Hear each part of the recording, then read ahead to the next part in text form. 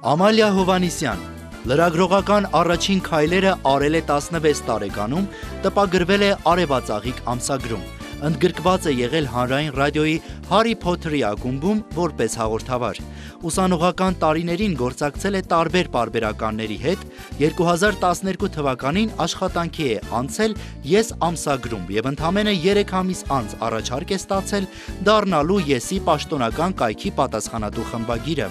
Զուգահեռաբար 2013 թվականին աշխատանքի է անցել առաջին ալիքում որպես լրագրող։ 2016 թվականին ստանձնել է Թերթ AM Life-ի խմբագրի պաշտոնը և ղեկավարել է լրատվամիջոցը 6 տարի, իրականացնելով տարբեր նախագծեր։ 2020 թվականին սկսել է Life-ում հեղինակային վիդեոհարցազրույցների շարքը, որոնք առաջին փուլում արել է Թերթ AM Life-ի համար։ 2021 թվականին հիմնադրել է YouTube-յան իր ալիքը և սկսել Look and Face հեղինակային նախագիծը։ 2022 թվականից Life-ը ևս տեղափոխել է իր ալիք և սկսել անհատական գործունեությունը։